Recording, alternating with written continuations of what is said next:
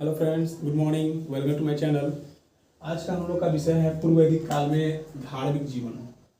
आज हम लोग उसके धार्मिक जीवन के बारे में जानेंगे। कल हम लोगों ने इसके आर्थिक जीवन के बारे में जाना था, जिसमें हम लोगों ने जाना था कि इनका जो मुख्य व्यवसाय था वो पशुपालन और कृषि था। वो लोग पशुपालन और कृषि पे ही इंडिपेंडेंट थे। और हम लोगों ने उसमें जाना था कि पशुपालन के लिए मुख्य जो उनके सवारी थे उसमें वो लोगों ने गाय और घोड़ा को माना था। और उनका जो व्यापार हुआ करता था वो आंतरिक व्यापार होता था। और व्यापार जो होता था वो विनिमय द्वारा किया जाता था, यानी उस समय मुद्रा का खोज नहीं हुआ था, जिस कारण एक वस्तु को देकर दूसरे वस्तु को लेना, मतलब अदल बदल करना, यही व्यापार विनिमय में शामिल था। आज हम लोग उसके धार्मिक जीवन के बारे में जानेंगे। इन लोगों का धार्मिक जीवन जो था वो बहुदेवादी धर्म था, यानी ये सच्चाई की पूजा करते थे। जैसे प्रकृति में सूरज की पूजा, हवा की पूजा, नदी की पूजा, ये इन लोग में ये प्राकृतिक पूजक इनको माना गया है। जिसमें इनके जो मुख्य देवता जो थे वो थे इंद्र, मित्र, वरुण, अग्नि, यम आदि देवता की पूजा ये लोग करते थे। मैंने इधर विस्तार से उसका वर्णन किया है कि इंद्र देवता कौन थे, अग्नि देवता कौन थे, जिसके बारे में हम लोग चर्चा करेंगे। प्रकृति के विविध शक्ति मानकर पूजा करते थे। अक्सर देखा जाता है प्रकृति का जो शक्ति है, जैसे सूर्य दिखता हुआ, प्रकृति का दिखता हुआ वो रूप है जिसका वो लोग पूजा करते थे। अभी भी वर्तमान में भी जो छठ होता है उसमें जो लोग पूजा करते हैं, सूर्य भगवान की पूजा लोग किया करते हैं। तो उस समय जो प्रकृति को ही वो मानकर प्रकृति को ही रियल मानकर वो लोग उस समय पूजा करते थे।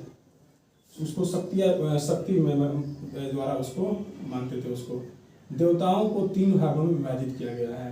पूर्व वैदिक काल में जो आर्य लोग जो थे तो वो प्रकृति को, जो देवता जो थे उनको 3 भागों में विभाजित किया है, जिसमें धूलोक देवता, अंतरिक्ष स्थानीय देवता और पृथ्वी स्थानीय देवता। धूलोक देवता जो सूर्य को माना गया है,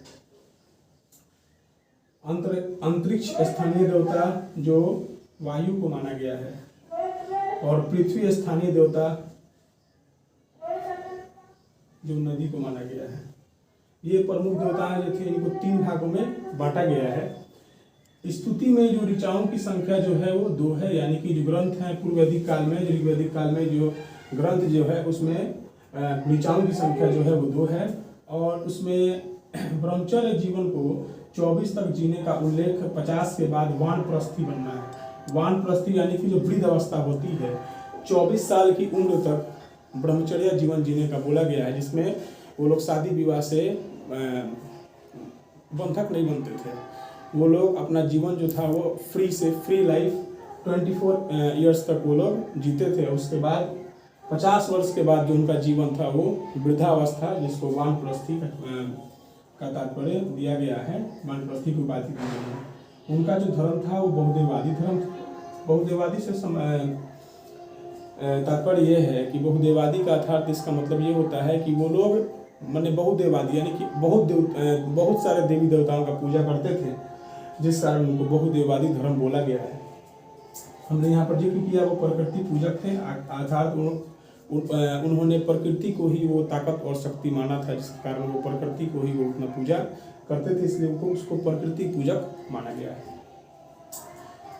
इनके जो इंद्र थे भगवान जो थे, इसको प्रमुख देवता माना गया है। अग्नि जो है वो मध्यस्थ के देवता माना गया है, यानी मध्यस्थ के देवता जो अग्नि को ही आग को माना गया है। वरुण जो है वो वर्षा के देवता माने गए हैं। सविता जो चमकता हुआ सूरज जो होता है, जो सुबह का निकलता हुआ सूरज और दिन भर जो चमकता हुआ सूरज होता है, उसको सविता का जिक्र दिया गया है। मित्र, उगते हुए सूरज को मित्र बोला गया है।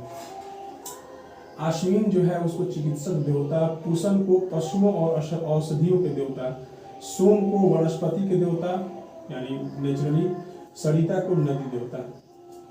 ये प्रमुख देवी देवताओं का जिक्र का वर्णन पूर्व वैदिक काल में आर्य द्वारा मिलता है। वेदों से प्राप्त होता है कि उन लोगों ने उस समय इस प्रकृति पूजक थे और बहुदेववादी धर्म उनका था। और ये जो प्रमुख जो उनके जो देवता थे जिसका पूजा वो लोग करते थे, इसमें उन लोगों का मानना था कि उन लोगों को रिझाने के लिए और अपने इच्छाओं को पूरी करने के लिए इस तरह के पूजा करने से ईश्वर जो होंगे वो खुश होंगे, तो इस कारण वो पूजा करते थे। हम लोग का आज का जो चैप्टर है पूर्व वैदिक काल ये आज समाप्त हो गया, जिसमें हम लोग राजनीतिक जीवन और सामाजिक जीवन, आर्थिक जीवन और आज हमने धार्मिक जीवन के बारे में जाना। इसके बाद हम लोग उत्तर वैदिक काल में चलेंगे और उसकी पृष्ठभूमि के बारे में जानेंगे। वीडियो अच्छा लगे तो लाइक और सब्सक्राइब कीजिए। अगर कोई वीडियो में कोई गलती होता है तो उसके लिए माफ़ कीजिएगा, ठीक है। और सपोर्ट कीजिए ताकि हम हिम्मत मिले, ताकि आदमी और वीडियो बनाकर आपके पास में ला सकूं। धन्यवाद।